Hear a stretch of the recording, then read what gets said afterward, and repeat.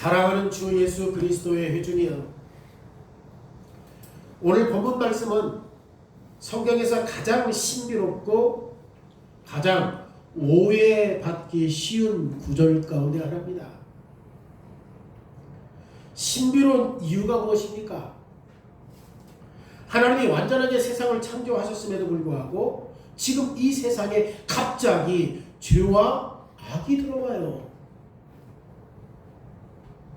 7절 말씀해 보니까 이에 그들이 눈이 밝아져 자기들이 벗은 줄을 알고 무화과 나무 잎을 엮어 치마로 삼았더라. 여러분, 이 짧은 구절에서 성경은 세상에 죄가 들어온 사건을 설명해요. 세상에 죄가 들어온 주제는 성경 전체에서 그리고 세상 끝날 때까지 계속 다루는 내용입니다. 죄가 들어온 것은 말하는 뱀과 벌거벗은 여자, 그리고 금지된 선악과 나무의 열매를 통해서 이루어져요. 모든 요소가 전형적인 우화나 신화의 특징을 갖추고 있어요. 신비롭고 때로는 이상한 요소 때문에 많은 사람들이 이 본문을 신화나 은유로 생각해요. 믿지 않는 자들은 에덴 동산을 장난스럽게 재구성해요. 그래서 에덴 동산에서 하와가 이 나무에서 사과를 먹었다. 그래서 그런 그림들을 만화, 광고, 또 유머를 통해서 악용해요. 심지어 일부 그리스도인들도 이 본문을 역사적인 사실로 인정하지 않아요.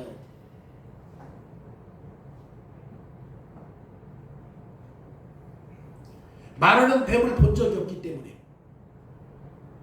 모세가 지금 상징적인 것들을 사용해서 중요한 메시지를 전달한다고 말해요. 상징적으로 해석하는 자들의 중요한 핵심이 뭡니까? 죄가 어느 순간 하나님의 선한 창조 속에 들어왔다라고 하는 것이지, 어느 순간에 죄가 들어온 것이지. 이런 사람들은 어떤 사람들이에요? 상징적으로 해석하는 사람들. 죄가 갑자기 들어온 거야. 성경을 상징적으로 생각하는 사람들은 그런 식으로 생각한단 말이에요. 누가 어떻게 해서 죄가 들어왔는가 명확하지 않다, 그렇게 설명해요. 그런데 상징적으로 해석하는 자들이 지금 간과하는 게 있어요. 놓치는 게 있어요. 창세기 전체와 오늘 본문 전체가 역사적인 현실을 보여줍니다. 모세는 다니엘서나 예스겔서나 아니면 요한계시록을 기록했던 요한처럼 환상이나 상징적인 표상을 받은 게 아니에요. 창세기는 상징적인 책이 아니라 시작의 책, 실제 사람들의 역사적인 시작을 기록해요.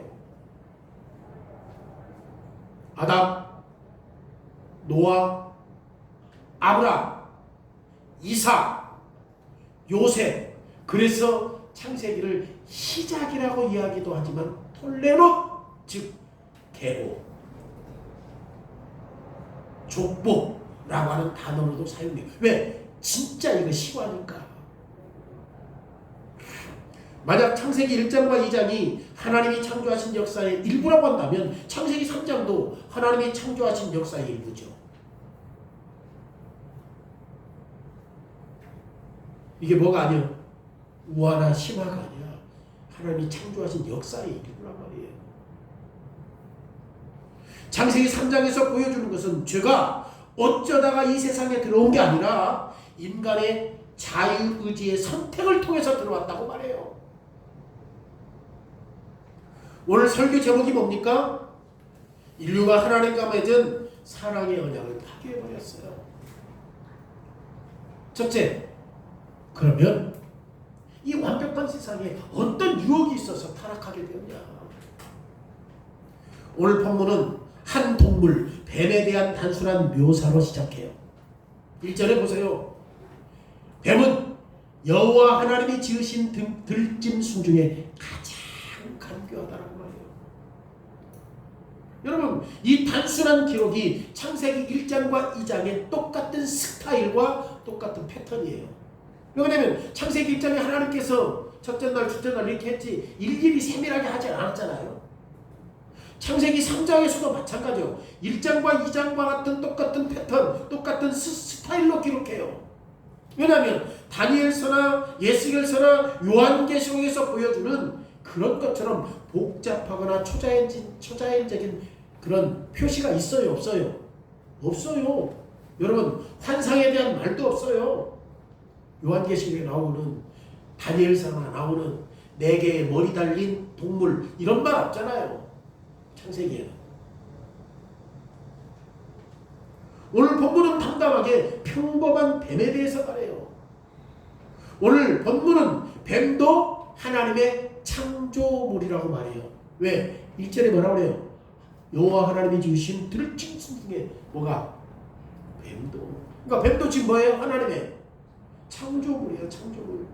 그래서 우리는 간교하다라고 하는 표현을 그런데 지금 하나님께서 창조하셨음에도 불구하고 지금 뱀이 들짐승 중에 가장 뭐하더라? 간교하더라. 그래서 우리는 간교하다라는 표현을 자꾸 어떤 식으로 사용하죠? 부정적인 요소로 사용해요. 저 사람 간교해. 부정적인 요소. 우리 성경 보세요. 뭐라고 나와요? 간교하다라고 나오잖아요? 그렇죠? 그런데 지금 간교하다라고 하는 번역은 부정적인 뉘앙스가 강하지만 실제로 보면 그런 의도는 아니에요.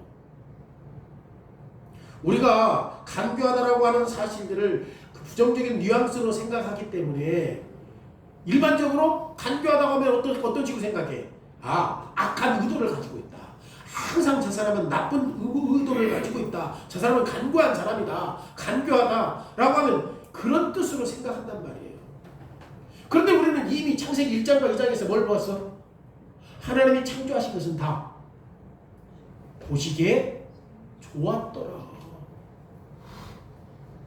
하나님이 창조하신 것도 뱀인데 뱀이 간교하다라고 말하지만 우리가 이것을 자꾸 부정적인 요소로 생각하기 때문에 그래요. 히브리어 원문에 보면 이 간교하다라고 하는 단어가 어떤 의미를 가지고 있느냐? 현명하다, 신중하다라고 하는 뜻을 가지고 있어요. 그러니까 우리는 자꾸 간교하다라는 말을 뭘로 쓴다? 부정적인 요소로 쓴다. 근데 히브리어 원문에는 부정적인 의미가 아니라 뭘로 봐요? 현명하다, 신중하다라고 하는 뜻을 가지고 있어요.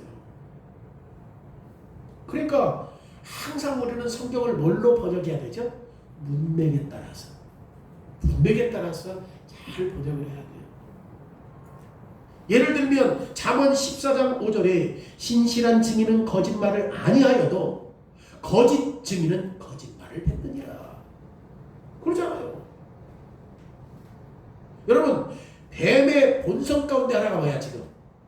신중함, 어떤 집중하는 성질, 주어진 상황에서 최선의 이익을 살피는 능력을 가지고 있는 거예요. 예수님도 뱀에 대해서 뭐라고 말했죠? 마태복음 10장 16절에 뱀같이 지혜롭고 비둘기같이 순전한 뱀같이 지혜로워라. 지금 마태복음에서 예수님이 사용했던 단어와 오늘 본문에서 사용했던 단어가 똑같은 단어예요.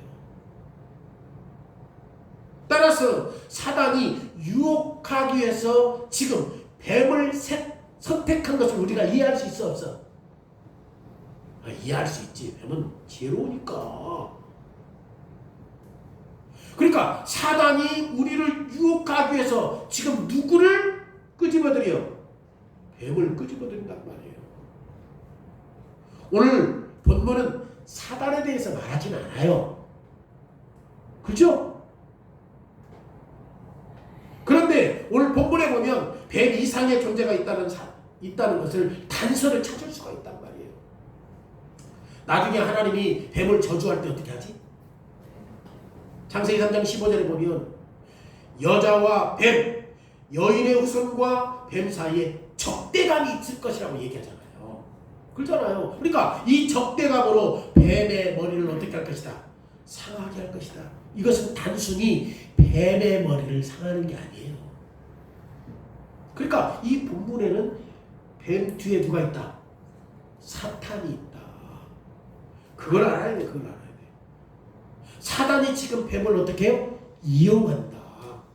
여러분, 이 세상에서 가장 큰 전쟁이 어떤 전쟁이죠? 뱀과 사람과의 싸움이 큰 전쟁이에요? 아니요. 하나님의 백성과 사단의 세력이요. 하나님과 사단 사이의 전쟁이 가장 큰 전쟁이요.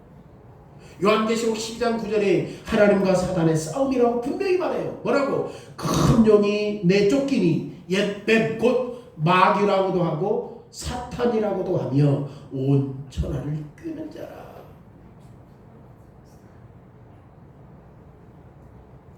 결국 사탄은 하나님의 표조물 가운데 하나인 무엇을 차지하고 있어요? 지금 뱀을 차지하고 있어요. 뱀을 통해서 유혹하기 시작해요. 여기서 우리는 사단의 수법을 볼 수 있는 거죠. 사단은 조심스럽고 교활하고 신중하게 접근해요.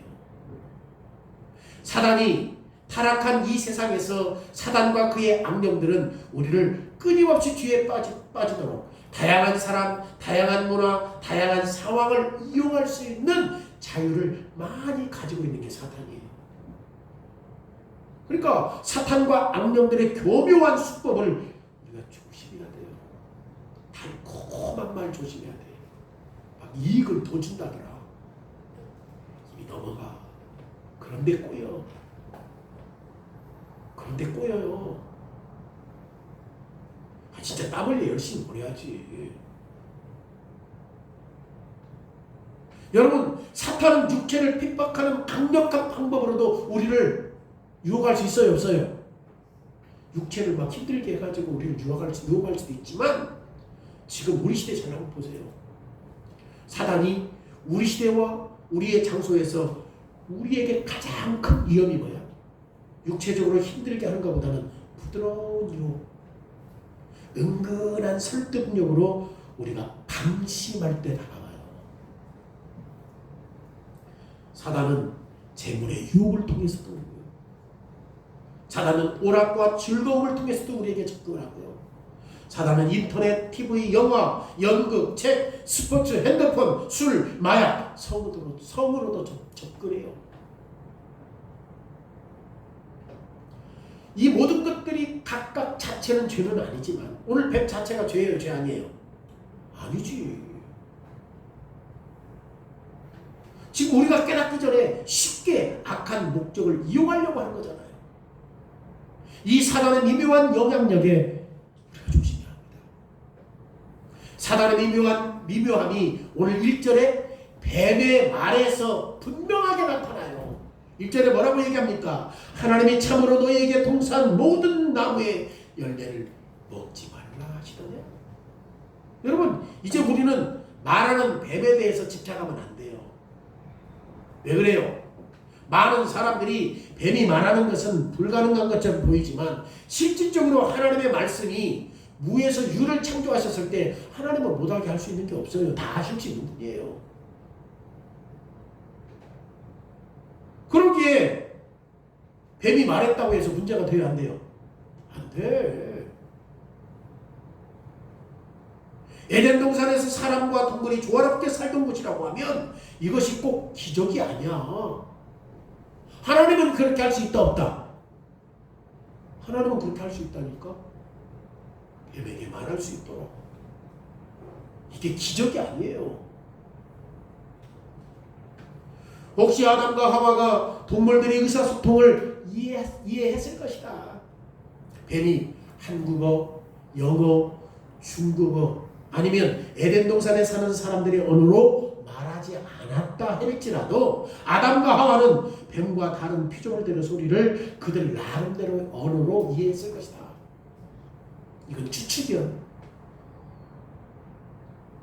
적어도 뱀이 여인에게 분명히 이해할 수 있는 말을 했다는 건 사실입니다.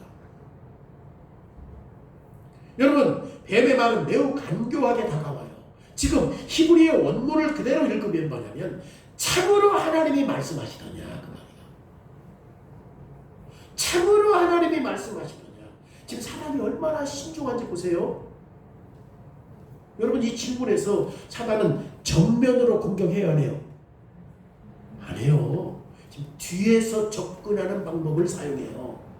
참으로 하나님이 말씀하셨느냐? 지금 처음에 순진한 질문처럼 들릴지 모르지만 여러분, 실제로 순진한 질문은 많이 없어요. 그 질문을 통해서 어떤 의도를 파악하고 지금 우리는 스스로 질문해야 돼요. 뭘? 이 질문 뒤에 무엇이 있는가? 이 질문 뒤에 이렇게 질문하는 의도와 목적이 무엇인가? 하나님이 참으로 말씀하시다냐? 이렇게 질문하는 의도가 뭐지? 지금 여기 보세요. 오늘 참으로라고 하는 이 부사가 두 가지 의미가 나타나요. 정말로? 하나님이 진짜 그렇게 말했냐? 설마 그런 말씀을? 참으로라는 단어가 두 가지 의미가 포함돼요. 사단이 지금 뒤에서 공격하는 거잖아요. 어떻게 보면 순수한 질문 같지만 이거 굉장히 이게 지금 함정이 있어요. 정말로? 설마 그런 말씀을? 지금 이 두 가지는 뱀이 하나님의 말씀을 의심하도록 하와를 유혹할 때 분명하게 나타나요.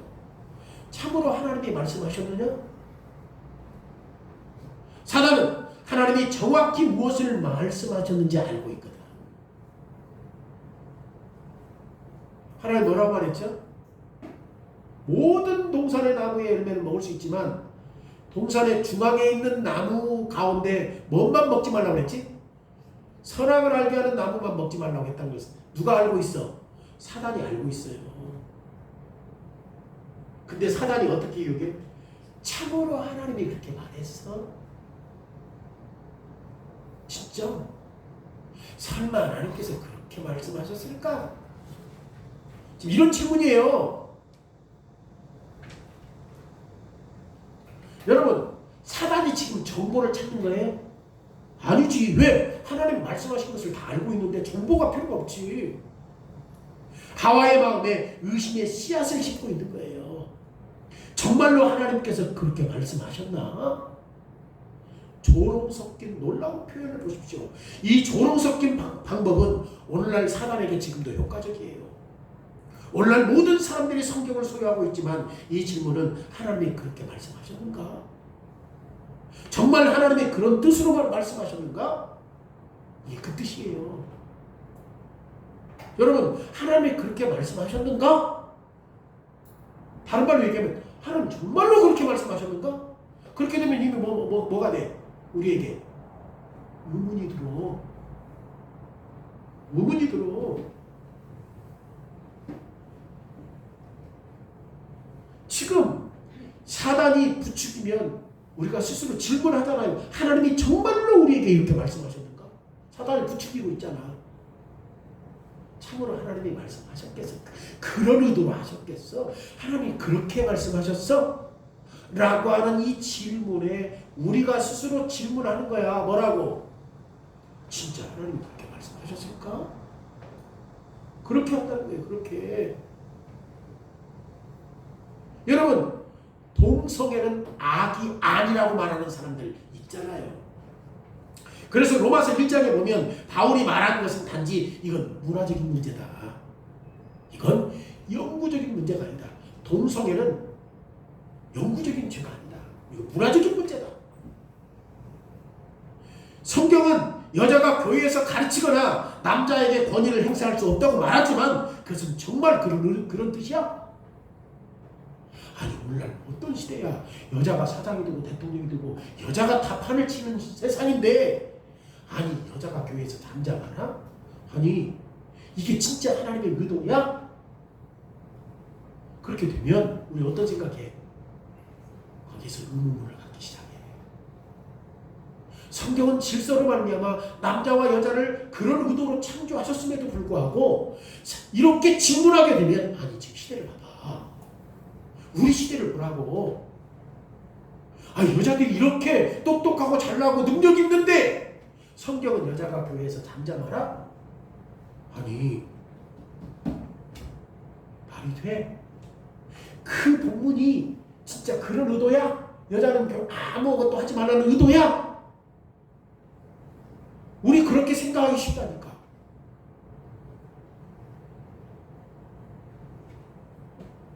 그것이 정말 하나님의 의도야? 너무 시대에 뒤떨어지고 너무 엄격하게 보이기 때문에 이런 말씀은 오늘날 교회에 적용하면 안 돼. 원래 그게 하나님의 뜻이 아니야. 라고 의문을 갖는 거예요. 여러분, 사탄은 이렇게 믿는 사람들의 마음에 질문하면서 의심을 심어주며 하나님의 말씀하신 의미를 흔들어버립니다. 우리가 견고하게 서기 위해서는 하나님의 말씀에 뿌리를 내려야 돼요. 하나님의 말씀을 정확하게 알지 못하면 참과 거짓을 구분 못합니다. 성경이 뭐라고 말씀하시는지, 성경이 말씀하신 것이 무슨 뜻인지 정확하게 알지 못하면 분별력이 사라져요. 여러분, 예수님이 사단에게 맞섰을 때 싸웠던 방법이 뭐예요? 말씀 가지고 싸우잖아요. 말씀 가지고 대처하잖아요. 마태복음 4장에 보면 예수님께서 세례 받은 이후에 성령에 이끌려서 광야로 갔을 때 누구를 만나? 사단과 부딪혀요. 마치 오늘 본문을 보는 것과 비슷하지만 그럼에도 불구하고 마지막 아담이신 예수님은 어디에 있는 거지? 아무것도 없는 황량한 광야에 있지만 첫사람 아담은 풍성한 이익을 얻을 수 있는 에덴 동산에 있는 거죠. 이 차이점만 달라. 그때 사단이 유혹하기 위해서 예수님께 와요. 그러면 예수님은 사단을 어떻게 물리칩니까? 항상 뭘 이용해요? 말씀을 이용해요. 심지어 사단이 성경을 왜곡하고 성경을 남용할 때도 예수님은 하나님의 말씀을 바르게 이해함으로 사단을 바로잡고 물리쳤습니다. 여러분, 사단을 물리치는 길은 성경밖에 없어요. 우리가 그룹으로 성경을 공부할 때 훌륭한 도구가 되는 거예요. 물론 개인적으로도 성경 공부해야 합니다. 그럼에도 불구하고 언약교회가 하는 때 언제 하죠? 성경 공부 수요일날 그리고 목요일날 복음 설교 나눔을 하고 있지 않습니까? 여러분, 이런 기회를 자기 자신을 막지 마세요. 하나님의 말씀을 배우는 그런 시간을 여러분들이 막지 마세요. 청년들도 들어야 돼. 교회가 하는 일이 우리는 막 특별히 막 바자회하고 그런 거 안 하잖아. 뭐에 교회가 하는 행사가 뭐예요? 성경 공부야. 성경 공부라고. 그런 것들을 자꾸 자기를 막지 마세요. 신앙생활을 제대로 하려면 하나님의 말씀으로만 우리를 무장할 수 있어요. 하나님의 뜻을 깊이 이해하고 지식을 날카롭게 할 수 있는 그런 기회를 막지 말라고 말이에요. 사단에게 기회를 주지 말고 성경을 깊이 연구하고 하나님의 말씀을 바르게 알아가는 기회에 최대한 활용하라는 말이에요. 그리고 주목할 것은 지금 사단이 누구를 겨냥해요? 하와를 겨냥해요. 왜요? 지금 사단은 매우 교묘하고 신중하고 영리하다고 했잖아요. 사단은 가장의 머리인 아담에게 가지 않고 아내를 유혹합니다. 왜 그럴까요? 하나님께 직접 명령을 들은 건 누구야? 아담이야. 그런데 사단은 직접 하나님의 명령을 들었던 아담이 아니라 남편을 통해서 간접적으로 들었던 하와에게 접근해요. 두 사람을 동시에 공격하지 않아요. 누구만 지금 공격해요? 하와만. 지금 에덴 동산에서 하와가 아담보다 영적으로 약하지는 않지만 그럼에도 불구하고 돕는 자로서 더 그 약한 취약점이 있다라고 하는 겁니다. 사단은 이것을 이용해요. 사단의 전략은 지금 나누어서 정복하는 거예요. 남편이 말씀으로 무장해서 아내를 말씀으로 이끌 소명이 얼마나 중요한가. 그리고 반대로 아내가 남편의 가르침에 순종하는 일이 얼마나 중요한가. 여러분, 사단이 제시한 질문은 여인에게 효과적으로 나타나요. 이 여인에게 효과적으로 들려요. 하나님이 정말로 말씀하시되 동산 모든 나무의 열매를 먹지 말라 하시더냐? 여러분, 겉으로 보기에는 이게 어리석은 질문처럼 보여요. 물론 하나님이 이렇게 말하지 않았죠. 동산 모든 나무의 열매를 먹지 말라고 했어요? 그렇게 말하지 않았잖아요. 근데 사단의 요점은 확실한 답변이 아니라 사악한 암시를 주는 거예요. 하와야, 하나님의 생각만큼 선하고 관대하지 않을 수 있다. 지금 질문이 뭐야? 동산 모든 열매를 먹지 말라 하더냐. 이게 누구의 질문이죠? 사단의 질문이죠. 이 질문을 통해서 사악함을 암시해요. 어떻게? 하와야, 하나님의 생각만큼 선하고 관대하지 않을 수도 있지 않냐. 왜? 왜 그래요? 하나님이 생각만큼 선하고 관대하지 않다면 하나님은 마치 어떤 분이요? 잔혹한 노예의 주인이에요. 왜? 왜? 동산에 사람들을 농사짓게 하면서 맛있는 것을 먹지 못하게 하니까. 이게 지금 누구의 질문이야? 사단의 질문이라니까. 그러니까 하나님을 어떤 식으로 지금 뭐라 하는 거야? 폭군으로 뭐라 하는 거야? 질문을 어떻게 했어요? 동산의 모든 열매를 먹지 말라고 하더냐? 이렇게 질문했잖아요. 그렇게 하면서 지금 어떤 것들을 의심하게 해가? 하나님이 생각만큼 선하거나 관대한 분이 아니라고 한다면 그분은 폭군이요. 왜? 왜? 너 농사만 짓게 해놓고 너 경작 펴놓고 좋은 거 먹지 못하게 하는 거 아니냐. 여러분, 사단에 숨어있는 악한 뜻이 무엇입니까? 하나님이 가장 사랑이 많으신 하나님이 아닐 수도 있다. 여러분, 이것만으로도 질문 자체가 뭐예요? 하나님의 신성모독이요. 그럼에도 불구하고 하와는 그 질문을 받아들여요.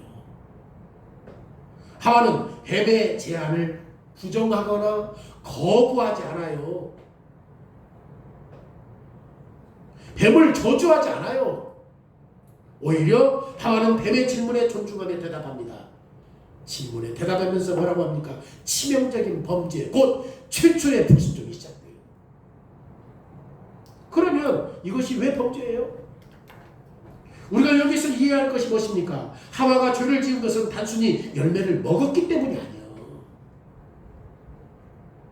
열매를 먹는 순간은 뭐야? 이미 하와의 마음에 있던 의심과 죄가 현실로 나타난 거야. 우리는 그것을 딱 먹었기 때문에 죄라고 생각해.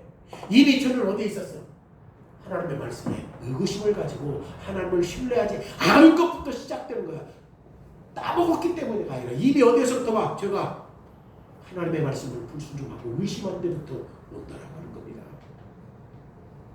다시 말하면 하나님의 말씀에서 뱀의 말에 하와의 마음을 이미 넘겨준 거지. 뱀의 질문에 하와의 마음을 이미 넘겨준 거야. 하나님이 그러지 않을 수도 있다고? 여러분, 행동으로 나타난 것은 바로 선악과를 먹는 일이지. 이미 내 마음속에 뭐가 있어? 의심이 있어. 하나님이 선하지 않을 수도 있어. 내 마음에 이미 마음에 있는 것을 뭘로 한 거야? 행동한 거야. 하와는 뱀이 말한 하나님의 선하심을 의심하는 질문을 묵인하는 순간부터 죄가 시작된 겁니다. 그러면 하와가 행동해야 할 반응이 뭐죠? 뱀이 그렇게 이야기했을 때 하와가 행동해야 할 반응이 무엇이었, 어떻게 했어야 됩니까? 하와는 뱀을 외면하고 하나님의 신성을 모독할 때 아담에게 보고해야 해요. 아담은 이미 동산을 경작하고 지키는 일을 시작했잖아요. 여기서 두 번째 동사가 뭐죠? 지키다 라고 하는 동사는 보호한다는 뜻도 포함되어 있어요.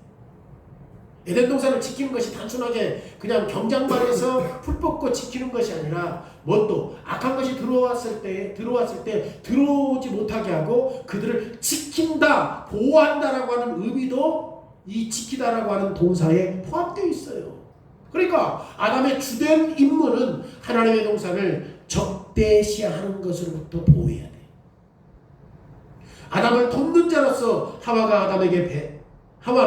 아담에게 뱀을 맡기고 그리고 아담이 에덴 동산을 지키도록 했어야 합니다.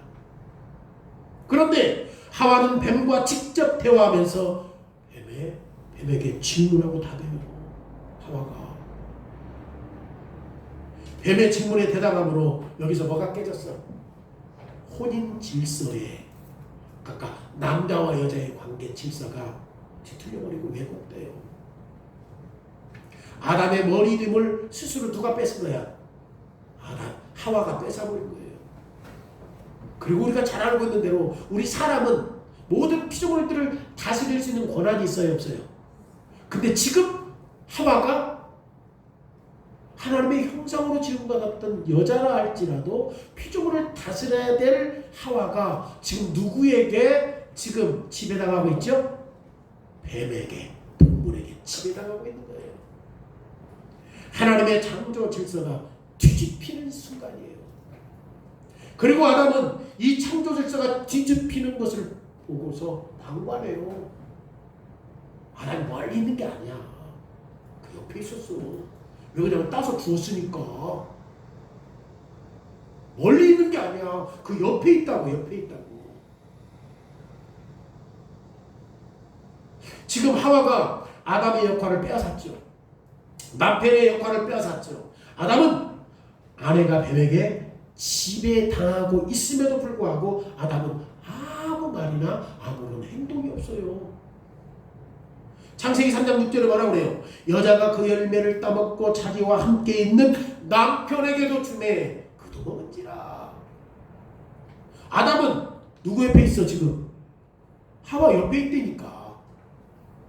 하와가 먼저 선악과를 따먹고 그 다음에 옆에 있는 누구에게 줬어? 남편에게 주었다. 그런데 그 남편이 그걸 보고서 어떤 대응을 해요, 안 해요? 안 해요. 아담은 머리됨을 포기해요. 그리고 사단에게 승리를 허락해버려요. 열매를 먹는 사건은 사단에게 있어서 단지 뭐야? 마지막 손으로 열매를 딴 거에 불과해. 이미 그들에게 뭐가 있어? 그 질문을 통하여서 하나님에 대한 의구심이 생긴 거예요. 여러분, 이 사건은 우리에게 강한 교훈을 줍니다. 부부는 함께 화합하고 서로 돕고 죄와 함께 싸워야 돼요. 결혼과 가정에서 가장 큰 위험이 뭐죠? 부모가 서로 갈라져서 분열될 때 큰 위험이 나타나기 시작하는 거죠. 가족의 머리와 돕는 자의 그 팀워크가 얼마나 중요한가. 가정을 악의 유혹으로부터 보호하기 위해서는 진짜 남편과 아내가 서로 하나가 되어서 그 일들을 싸워서 이길 수 있어야 돼요. 아내들이요, 남편보다 앞서서지 마십시오. 남편보다 더 잘할 수 있다고 교만하지 마십시오. 오히려 유혹이 있다고 한다면 남편에게 지도를 받고 조언을 받아야 합니다. 남편들이요, 아내를 강하게 세우십시오. 그리고 함께 싸우십시오. 개인적으로 싸우지 말고 서로 협력하여 힘을 합치십시오. 그리고 자녀들이요, 의도적으로 분열시키거나 이미 존재하는 차이를 더 크게 부각시키는 사단의 전략. 사단의 전략이 뭐예요 지금? 아까 얘기했죠. 뒤에서 오는 거잖아. 정면으로 붙이지 않아. 그래서 지금 여기서 뭐 하는 거지? 나누는 거야. 나누는 거예요. 남자 여자 함께 유혹하지 않아요. 나눠 의도적으로 분리시키는 거예요. 의도적으로 분리시키는 거예요. 왜? 어떤 큰 집단이 있다고 한다면 그 집단을 쪼개. 그래서 유혹하면 쉽게 넘어져요. 근데 막 덩치가 크면 쉽게 넘어지지 않잖아요. 예를 들면 아버지가 자녀에게 이것은 된다. 이거 하지마. 안 돼. 라고 했는데 엄마가 해도 돼. 라고 한다면 이건 자녀에게 심각한 문제가 생겨요.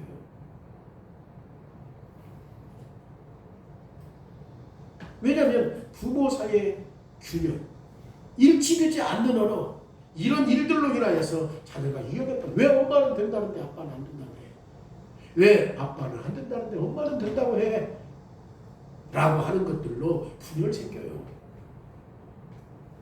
아버지와 어머니는 서로 솔직히 의견을 나누고 일관된 방법으로 자녀를 양육하고 세상을 마주하는 태도를 함께 결정해야 합니다.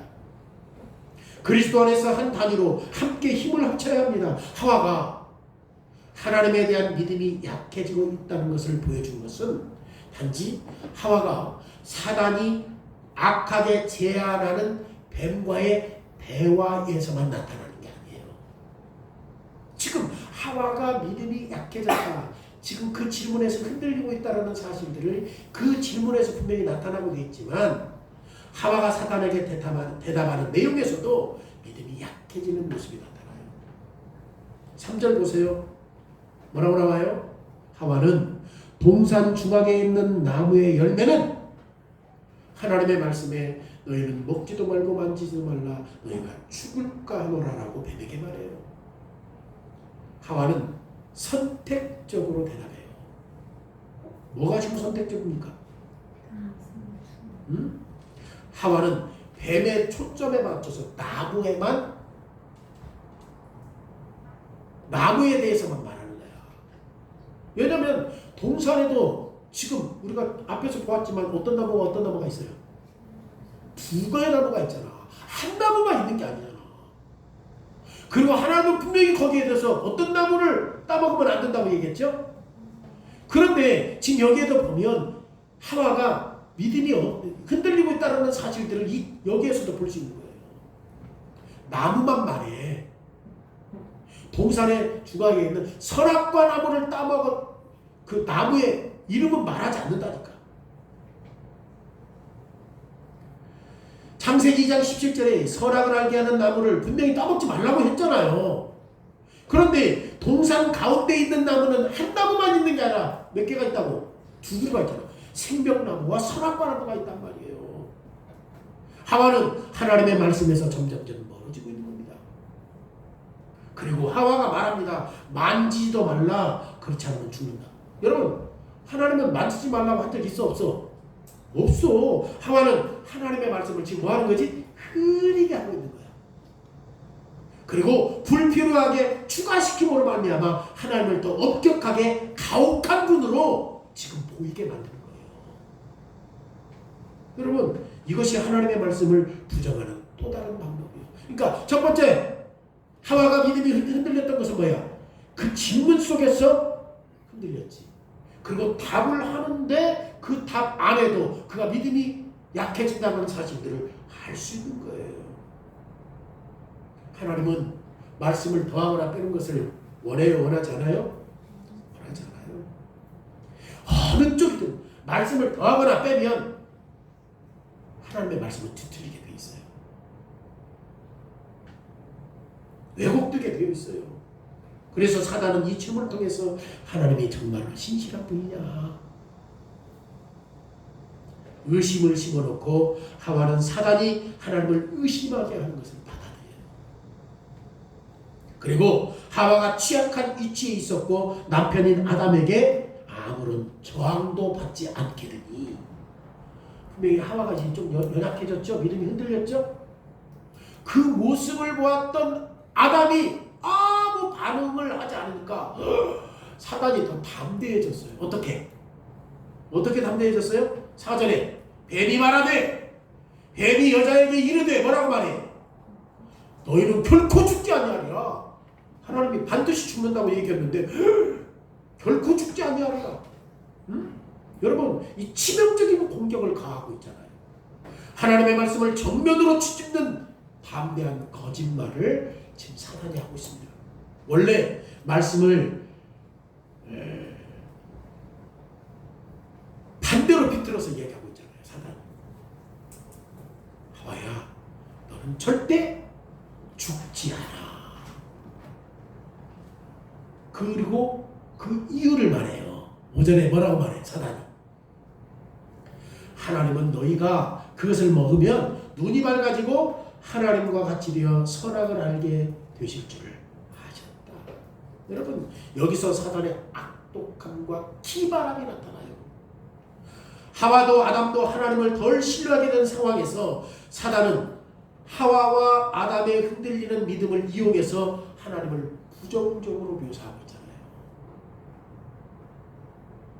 하나님은 어떤 분으로? 인색하신 분으로. 하나님은 자기 자신만을 위한 분으로 하나님을 지금 인색하신 분으로 지금 그려내고 있는 거잖아요. 하나님을 거짓말쟁이와 권위적인 폭군처럼 묘사하면서 지금 인간을 순종하도록 억누르는 것처럼 하나님을 묘사하고 있잖아요. 하나님 지금 거짓말해? 선악과를 먹으면 반드시 죽는다고 얘기했잖아요. 근데 사단은 죽지 않는다. 눈이 밝아진다. 그 다음에 사단은 인간에게 하나님과 같아질 수 있다는 하는 가능성을 보여줘요. 얼마나 교활하고 파괴적인 유혹인지요. 여러분, 이것이 하와와 아담이 하나님의 명령을 어기도록 하는 결정적인 계기입니다. 오늘날 모든 세계가 지금 여기에 믿고 따르는 주된 유혹과 핵심이 뭐예요? 오늘날 전 세계가 믿고 따르는 유혹, 그게 뭐야? 거짓말이에요. 거짓말이라니까, 이 세상은. 우리가 하나님과 같아질 수 있다. 지식과 권력에 있어서 하나님과 동등해질 수 있다. 이거 거짓말이에요, 거짓말 아니에요? 거짓말이에요. 여러분, 성경을 보면 인간은 스스로 자기 이름을 높이기 위해서 바벨탑 쌓아요.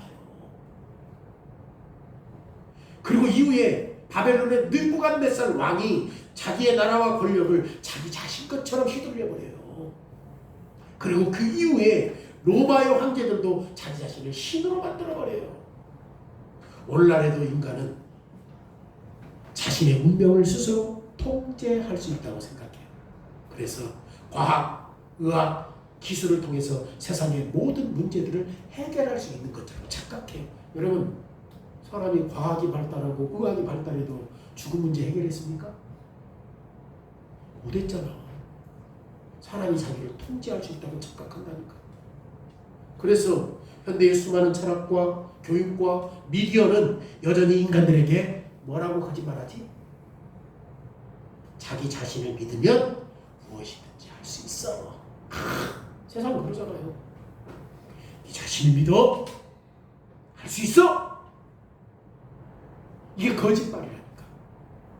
여러분, 자신 믿으면 어디까지 할 수 있어요? 여러분, 자신을 믿으면 어디까지 할 수 있어? 여러분들의 건강 문제를 해결합니까? 죽음의 문제를 해결합니까? 죄의 문제를 해결할 수 있습니까? 못해요.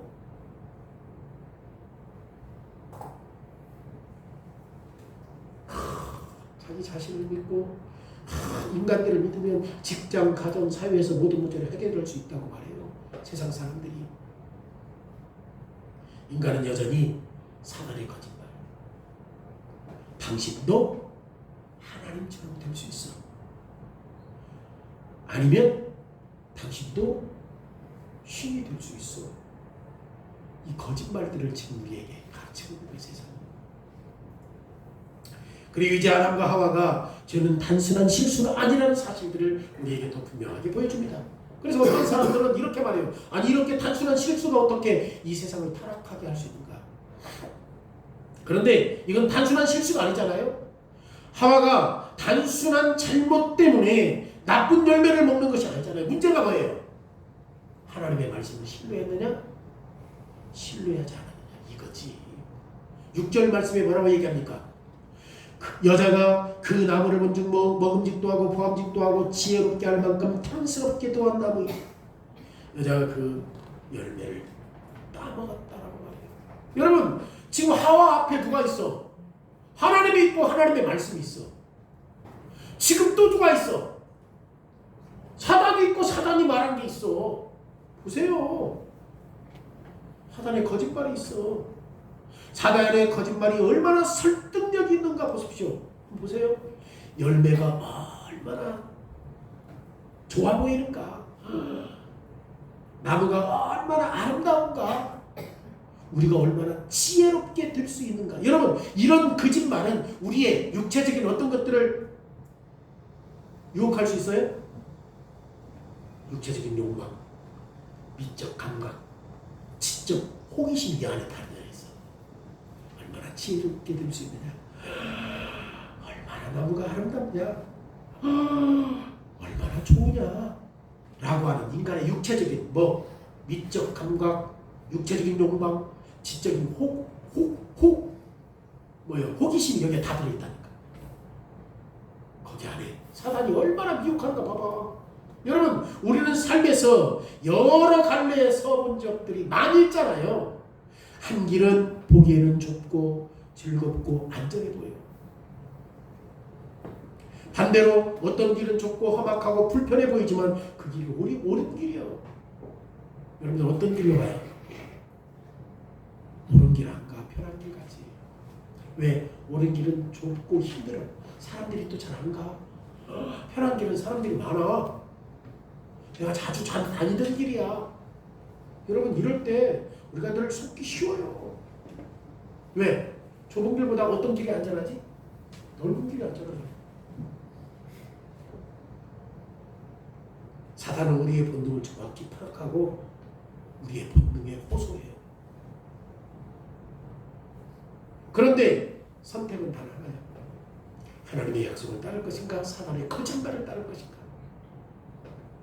지금 하와도 어디에 있어요? 선택의 자리에 있잖아요.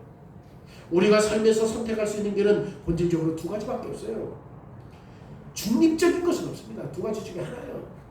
가운데 있으면서 여기도 가고 여기도 가고. 하나님을 신뢰하고 순종하든지 자기 욕망과 사단을 따르든지 다른 길은 없습니다. 그럼 죄가 뭐예요? 죄가 뭐가 죄예요? 하나님을 반역하는 것이 죄예요. 하나님을 반역하는 것은 끔찍한 대가가 따릅니다. 세 번째 내용이에요. 죄는 항상 끔찍한 결과를 가지고 와요. 누구도 하나님의 계명을 거의 어기고 형벌을 모면할 수 없습니다. 죄는 반드시 대가가 따라와요. 7절에 뭐라고 얘기합니까? 이에 그들의 눈이 맑아져 자기들이 벗은 줄을 알고. 지금 물론 아담과 하와는 이미 벗고 있죠. 벗은 상태이지만 이제 달라진 게 뭐예요? 뭐가 달라졌어요? 자기들이 벗은 것에 부끄러움을 느낀다는 거야. 서로가 견디기 위해서는 뭐 해야 돼? 무화과 나무를 옷으로 만들어서 가는 거야. 그럼에도 불구하고 여전히 뭐가 있어? 부끄러움이 있어. 죄를 진 다음에 이게 부끄러움이 와요. 이 부끄러움은 깨진 관계, 더 이상 깨진 언약의 증상이에요. 증상. 그래서 하나님이 오실 때 아담과 하와가 분명히 숨었음에도 불구하고 이미 그 순간에 그들이 뭘 느껴? 죄책감, 그 수치심. 죄책감과 수치심이 누구를 압박해요? 아담과 하와를 압박해요. 지금 아담과 하와는 하나님과 신뢰를 깨고 돌아섰잖아요. 자신의 양심은 반역과 죄를 고소하잖아요. 하나님과 관계가 깨지면 사람과의 관계, 심지어 배우자의 관계도 깨져요. 나중에 남편과 아내가 서로 어떻게 이야기하죠? 하나님이 나에게 주신 여자 때문에 내가 선악과 먹었어요. 여자는 누구에게 말해? 뱀 때문에 내가 선악과 따먹었어요. 다 책임을 떠넘기는 거예요. 여러분, 죄가 가져오는 비참과 수치는 참으로 끔찍해요. 그런데 감사하게도 두 번째 아담이신 그리스도가 우리의 수치를 짊어지기 위해서, 우리의 죄를 덮어주기 위해서 십자가를 지셨다는 하는 것은 너무나도 감사한 일이죠. 왜냐하면 그는 십자가에서 수치를 견디셨어요. 그는 십자가에서 죽음의 고통을 견디셨어요. 모든 유혹을 뿌리치고 죄짓지 않았습니다. 그리스도. 첫 번째 아담은 그렇게 풍성한데 죄를 지었지만, 두 번째 아담은 광야에서 죄짓지 않음으로 말미암아 하나님의 말씀을 왜곡하는 바리새인들과 그런 관계 속에서 친구들이 배신하고 그런 상황 속에서도 예수님은 결코 넘어가요, 안 넘어가요? 범죄하지 않아요. 예수님이 십자가에서 죽었지만 결코 죄짓지 아니함으로 이 십자가의 사건으로 말미암아 우리의 죄와 우리의 수치로 가득 찬 이 세상에서 우리에게 희망을 주신 거예요. 왜? 우리의 죄와 수치를 덮어주셨습니까? 누가? 그리스도가. 예수님은 범죄하지 않았기 때문에 부활하셨습니다. 이제 그리스도를 믿는 모든 사람들에게 생명을 주기 때문에 여러분, 사단의 거짓말과 속임수에 넘어가지 마십시오. 사단의 종으로 살지 마십시오. 그리스도의 진리와 희생을 믿고 그리스도를 위해서 살아가시길 바랍니다. 찬송 73장